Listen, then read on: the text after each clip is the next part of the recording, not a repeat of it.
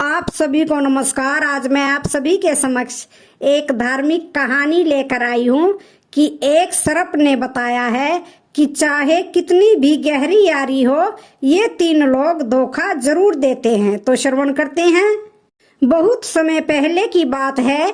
किसी गांव में एक गरीब ब्राह्मण रहता था। वो इतना गरीब था कि परिवार के लिए 2 समय का भोजन भी नहीं जुटा पाता था। एक दिन वह धन कमाने की इच्छा लेकर प्रदेश को चल पड़ा। जरूरत की कुछ चीजें उसने अपने साथ में रख ली। चलते चलते जब वो एक जंगल के रास्ते से गुजर रहा था तो उसे एक कुआं नजर आया। कुएं को देखकर उसे प्यास भी लगने लगी। तो कुएं में उसने झांक कर देखा तो उस कुएं में एक शेर, एक बंदर, एक सांप और एक आदमी पड़ा था। ऊपर से मनुष्य को झांकता हुआ देखकर शेर बोला, अरे भाई, तुम कौन हो? बहुत ही अच्छे समय पर आए हो। कृपा करके मुझे इस कुएं से बाहर खींच दो। कई दिनों से मैं इस कुएं में पड़ा हूँ। मुझे निकाल कर मुझ पर एक एहसान कर दो। शेर की प्रार्थना बातें सुनकर ब्राह्मण कहने लगा, हे शेर, क्या तुम मुझे मूर्ख समझ रहे हो? अगर मैंने तुम्हें बाहर निकाला तो तुम मुझे मारकर खा जाओगे। तुम एक हिंसक पशु हो और स्वभाव से मेरे शत्रु हो। मैं तुम पर विश्वास नहीं कर सकता। तब शेर बोला, अरे भले आदमी, मैं खुद मुसीबत का मारा हूँ। मैं तुम्हें भला नुकसान क्यों पहुँचाऊंगा? तुम मुझसे बिना कारण ही डर रहे हो। शेर के बार बार प्रार्थना करने पर उस गरीब ब्राह्मण को उस पर दया आ गई और सोचने लगा, आखिर परोपकार ही पुण्य का काम होता है। शेर बोला, ब्राह्मण देवता, मैं तुमसे वादा करता हूँ कि मैं तुम्हें किसी तरह का नुकसान नहीं पहुँचाऊंगा और सदा तुम्हारा एहसानमंद रहूंगा। सोच विचार कर ब्राह्मण ने रस्सी डालकर शेर को कुएं से बाहर निकाल दिया। कुएं से बाहर निकालने के बाद शेर ने ब्राह्मण को धन्यवाद दिया और बोला, मैं तुम्हारा यह उपकार कभी नहीं भूलूंगा। मैं पहाड़ के उस पार रहता हूँ। कभी तुम पर मुसीबत आ जाए तो तुम मेरे पास चले आना। जितनी हो सके मैं तुम्हारी मदद अवश्य करूंगा। इसके बाद कुएं के अंदर से बंदर की आवाज आती है। बंदर कहता है, हे भाई, मुझे भी कुएं से बाहर खींच दो। मैं भी तुम्हारा सदा ऋणी रहूंगा। ब्राह्मण ने रस्सी अंदर डाल दी। बंदर को भी बाहर निकाल दिया। बंदर ने भी उसे धन्यवाद दिया और कहा कि मैं उस पहाड़ी के पीछे बगीचे में रहता हूँ। कभी तुम्हें मेरी जरूरत पड़े तो तुम मेरे पास चले आना। मैं तुम्हारी पूरी मदद करूंगा। इतना कहकर बंदर भी वहीं खड़ा हो गया। तभी कुएं के अंदर से सांप ने आवाज लगाई, क्यों ब्राह्मण देवता, जिस तरह से आपने शेर और बंदर को बाहर निकाला है, मुझे भी बाहर निकालकर मुझ पर भी एक उपकार कर दो। तब ब्राह्मण बोला, ना बाबा ना, तुम तो एक सांप हो, कहीं मुझे काट लिया तो? सांप बोला, अरे भाई, कैसी बातें कर रहे हो? क्या कोई अपने मददगार को भी नुकसान पहुंचा सकता है? ब्राह्मण बोला, हे सर्प, मैं तुम पर यकीन नहीं कर सकता। सर्प ने बहुत विनती की और कहा, देखो, तुम मुझे निकाल दो, मैं तुम्हें नहीं काटूंगा। ब्राह्मण ने दयावश सर्प को भी बाहर निकाल दिया। सर्प ने भी ब्राह्मण का खूब धन्यवाद किया। सर्प ने कहा, ब्राह्मण देवता, अगर तुम्हें कभी किसी मुसीबत का सामना करना पड़े तो तुम मुझे याद कर लेना। मैं उसी क्षण तुम्हारे पास आकर तुम्हारी सहायता। ब्राह्मण ने कहा, ठीक है, ऐसा समय आएगा तो मैं तुम्हें जरूर याद करूंगा। तभी कुएं से एक आदमी की आवाज आती है। वो आदमी कहता है, अरे भाई, मुझे भी कुएं से बाहर निकाल दो। मैं तुम्हारा हमेशा ऋणी रहूंगा। ब्राह्मण उस आदमी को बाहर निकालने के लिए रस्सी डालता है तो सर्प कहता है, तुम इस आदमी की सहायता मत करो। यह तुम्हारी बिरादरी का जरूर है, पर बहुत बड़ा गुणचोर आदमी है। बंदर और शेर ने सर्प की बात का समर्थन किया। दोनों मिलकर बोले, देखो भाई, अगर तुम इस आदमी की मदद करोगे तो तुम बहुत बड़ी मुसीबत में फंस जाओगे, क्योंकि यह आदमी बड़ा गुणचोर है। जो इसकी मदद करेगा यह उसी की जड़ काटता है। इतना कहकर शेर, बंदर और सर्प वहां से विदा लेकर चले गए। उनके जाने के बाद वह आदमी गिड़गिड़ा कर बोला, अरे भाई, तुमने शेर, बंदर और सांप की तो जान बचा ली, मेरे भी प्राण बचा लो, मैं तो तुम्हारी बिरादरी का हूँ। तब ब्राह्मण बोला, भाई, तुम्हारी निंदा तो ये जानवर भी कर रहे हैं, इससे लगता है कि तुम अच्छे आदमी नहीं हो, मैं तुम्हारी कोई मदद नहीं करूँगा। वह आदमी बोला, अरे भाई, तुम उन जानवरों की बात में ना आओ और मेरी मदद करो। वह आदमी बहुत रोया, चिल्लाया और गिड़गिड़ाया तो ब्राह्मण को उस पर दया आ गई। ब्राह्मण ने सोचा, चलो निकाल देते हैं। ब्राह्मण ने उस आदमी को भी कुएं से बाहर निकाल दिया। उस आदमी ने ब्राह्मण को बहुत धन्यवाद दिया और बोला, हे भाई, तुमने मुझ पर जो उपकार किया है उसे मैं 7 जन्मों तक नहीं भूलूंगा। फिर ब्राह्मण कहता है, अरे भाई, इसमें उपकार जैसी क्या बात है, इंसान ही इंसान के काम आता है, लेकिन तुम कौन हो?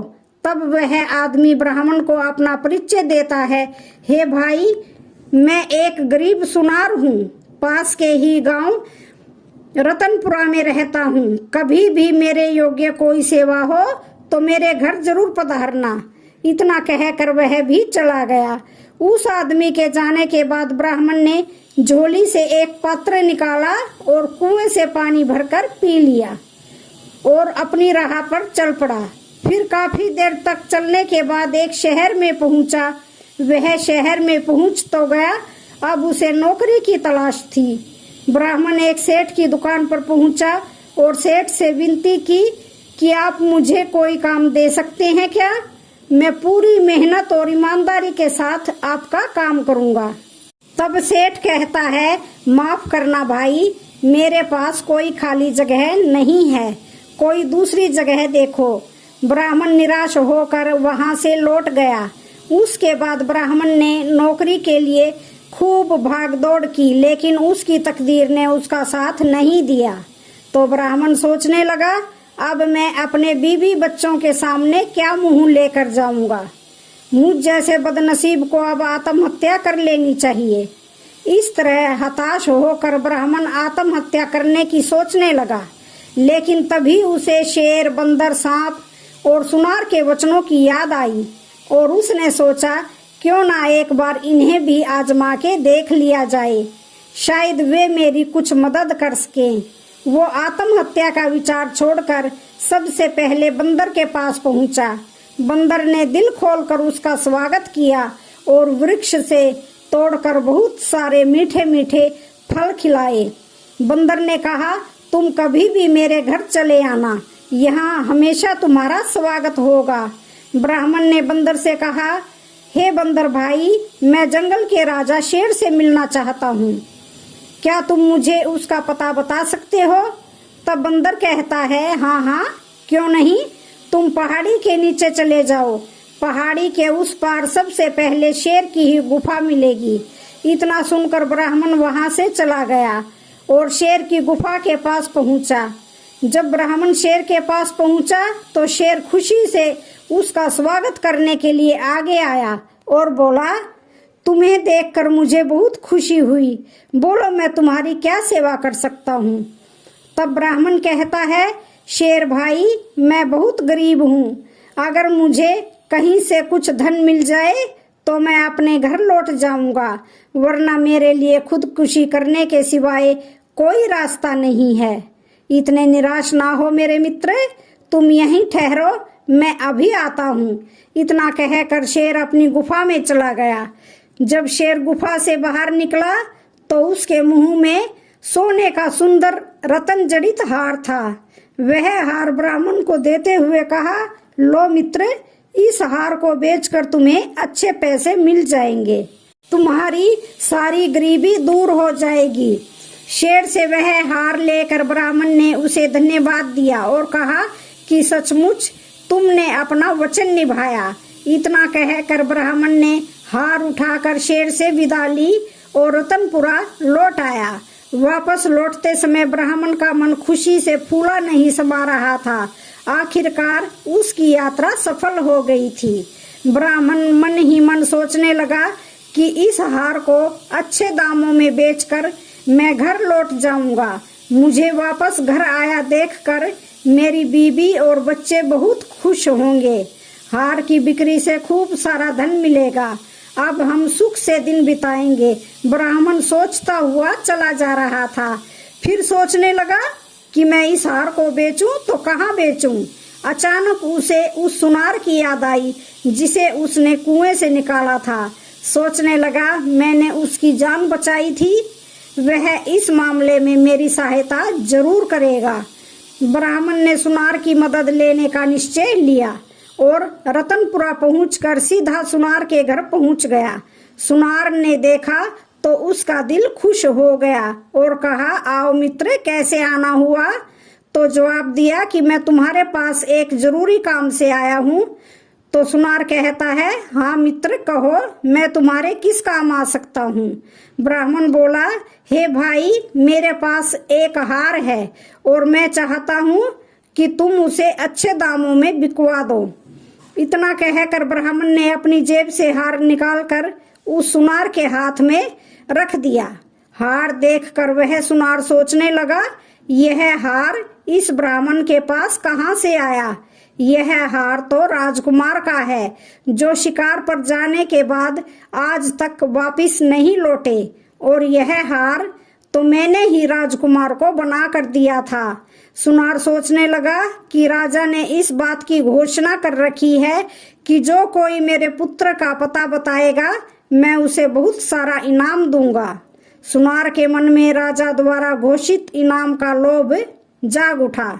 अगले ही पल वह अपनापन जताता हुआ बोला, मित्र, मैं तुम्हारी सहायता अवश्य करूंगा, लेकिन इस बारे में मैं किसी अच्छे जोहरी से सलाह लेना उचित समझता हूँ ताकि तुम्हें अच्छे पैसे मिल सके। इतना कहकर सुनार उस हार को लेकर अपनी जेब में रख लिया और बाहर जाने के लिए तैयार होने लगा और उससे कहा, तुम कुछ देर यहीं ठहर कर आराम करो, मैं तब तक जोहरी से मिलकर आता हूँ। ब्राह्मण बोला, ठीक है मित्र, मैं यहीं बैठता हूँ। फिर सुनार अपनी पत्नी को बुलाकर बोला कि तुम ब्राह्मण देवता की मेहमान नवाजी करो, इन्हें भोजन बनाकर खिलाओ, जरा मैं बाहर होकर आता हूँ। इतना कहकर सुनार घर से चला गया और सीधा राज दरबार में पहुंचा और राजा को प्रणाम करते हुए बोला, महाराज, मैं आपसे एक विशेष काम से मिलने के लिए आया हूँ। तब सुनार राजा को हार सौंपते हुए बोला, यह वही हार है जिसे राजकुमार के लिए स्वयं मैंने अपने हाथों से बनाया था। एक आदमी इसे बेचने के लिए मेरे पास आया है, मैं उस आदमी को अपने घर पर बिठा कर आया हूँ। हार को देखते ही राजा पहचान गया, जरूर वही मेरे बेटे का हत्यारा होगा। राजा क्रोध में आग बबूला हो गया और कहने लगा, कौन है वो शैतान जिसने मेरे बेटे की हत्या कर दी और उसका यह हार चुराया? तब सुनार कहता है, हे राजन, वो एक गरीब ब्राह्मण है, वो अभी मेरे घर पर बैठा हुआ है। राजा गुस्से में पागल होते हुए सेनापति को आदेश दिया कि सुनार के घर जाकर उस आदमी को तुरंत पकड़ कर लाओ। सेनापति ने तुरंत कुछ सैनिक ले जाकर सुनार के घर से उस ब्राह्मण को पकड़ लिया और राजा के दरबार में पेश कर दिया। राजा ने आदेश दिया कि यह दरिंदा राजकुमार का कातिल है, इसे तुरंत कारावास में डाल दिया जाए। जब सैनिक जाने लगे तो ब्राह्मण विनम्र स्वर में बोला, मुझे राजकुमार का कातिल क्यों ठहराया जा रहा है? मैं तो निर्दोष हूँ।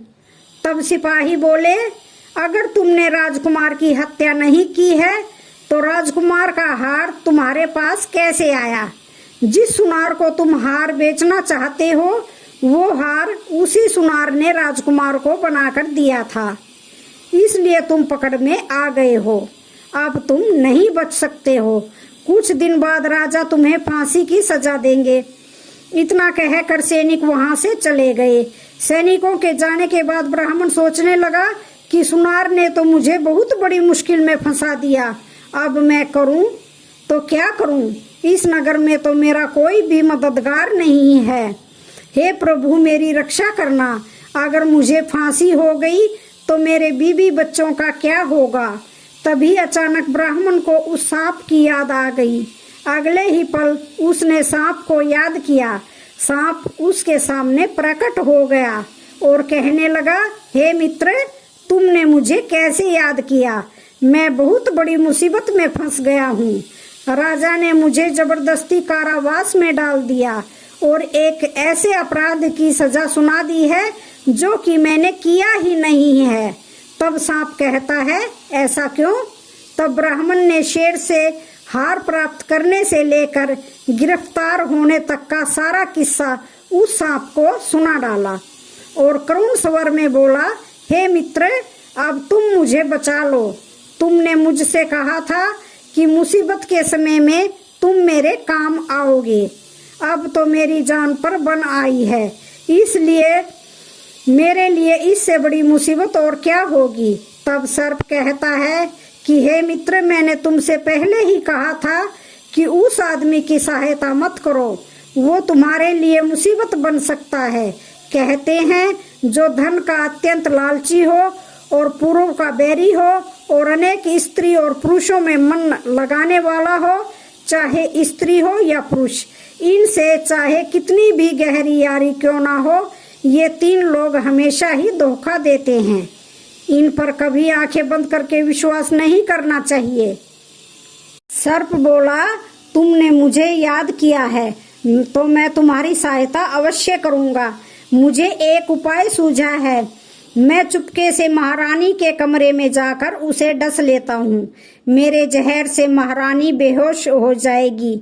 फिर चाहे कोई कितना ही प्रयत्न कर ले, वे होश में नहीं आ सकती।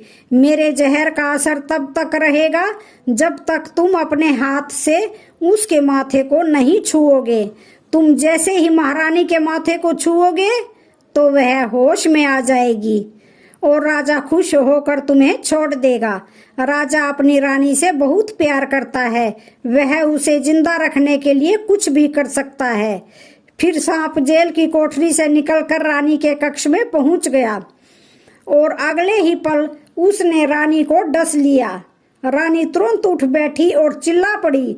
सांप खिड़की के रास्ते से उसे डसकर चला गया। इधर महारानी चीखती हुई कक्ष में बेहोश होकर गिर पड़ी। राजा के सारे नौकर चाकर महारानी को गिरता हुआ देखकर भाग खड़े हुए।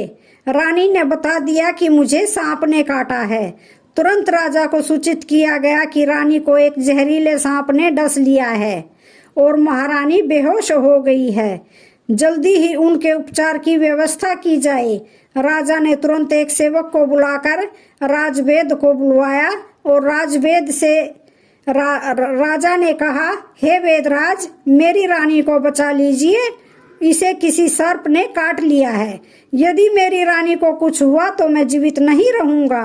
वेदराज ने रानी की नब्ज देखकर कई तरह की औषधियां दी, लेकिन उनकी बेहोशी नहीं टूटी। तब वेदराज ने निराश होकर कहा, महारानी का उपचार अब मुझसे संभव नहीं हो सकेगा महाराज। जिस सांप ने इन्हें डसा है वह बहुत ही जहरीला है। मेरी कोई औषधि काम नहीं कर रही है। तब वेदराज ने राजा को दिलासा देते हुए कहा, निराश मत होइए, अभी वक्त है। आप किसी अन्य वेद हकीम को बुला लीजिए, शायद उनके पास कोई ऐसी दवा हो जिससे रानी ठीक हो जाए। अगले ही पल राजा ने मंत्री को आदेश दिया और बोला, महामंत्री, तुरंत यह ऐलान करवा दो कि जो भी महारानी का उपचार कर उन्हें ठीक करेगा उसे मुंह मांगा इनाम दिया जाएगा। राजा ने तुरंत पूरे राज्य में घोषणा करवा दी। राजा के आदेश का ऐलान होते ही कई वेद हकीम आए। महारानी को तरह तरह की औषधियां दी गई, लेकिन कोई लाभ नहीं हुआ। महारानी की बेहोशी वैसी की वैसी ही बनी रही और सब वापस लौट गए। तरह तरह की औषधियां देकर हार चुके। अब तो भगवान ही महारानी को बचा सकते हैं। वैद हकीम का निराशपूर्ण उत्तर सुनकर राजा का दिल टूट गया। वे मन ही मन घबराने लगे। हे भगवान, महारानी पर यह कैसी आफत आन पड़ी। उधर जेल की कोठरी में बंद ब्राह्मण ने राजा का ऐलान सुनकर उसने पहरेदार से कहा, मुझे महाराज के पास ले चलो, मैं महारानी को ठीक कर सकता हूँ।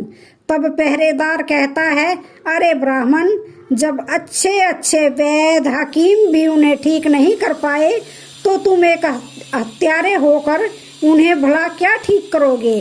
ब्राह्मण ने फिर विनती की कि आप एक बार मुझे महाराज के पास ले चलो, मैं सच कहता हूँ, मैं रानी को बचा लूंगा। पहरेदार ने यह खबर राजा को दे दी। राजा ने तुरंत ब्राह्मण को अपने पास बुला लिया। राजा ने कहा, हे ब्राह्मण, अब शीघ्र मेरी रानी को जहर से मुक्त कर दो। अगर तुम मेरी रानी को नहीं बचा सके तो मैं तुम्हारा सर कटवा दूंगा। ब्राह्मण ने कहा, ठीक है राजन, मुझे मंजूर है। ब्राह्मण के विश्वास दिलाने पर राजा ने ब्राह्मण को रानी के महल में पहुंचा दिया। ब्राह्मण ने आस्था से अपना हाथ महारानी के माथे पर रख दिया। अगले ही पल महारानी बिस्तर से उठ बैठी। उनके बदन का नीलापन गायब हो गया, चेहरा पहले की तरह चमकने लगा। राजा ने कहा, महारानी, आप इस ब्राह्मण की कृपा से जीवित हुई हैं। फिर महाराज ने रानी के जीवित होने की खुशी में ब्राह्मण को क्षमा कर दिया और उससे उसकी असलियत पूछी। तब ब्राह्मण ने सारी बात स्पष्ट रूप से बता दी। राजा ने ब्राह्मण को खूब धन दौलत देकर अपने राज्य से विदा किया और उस सुनार को बुलवाकर उसे जेल में डलवा दिया। तो आज की कहानी का यहीं पर समापन होता है। वीडियो अच्छी लगे तो चैनल को लाइक, शेयर, सब्सक्राइब जरूर करें। जय श्री राधे राधे।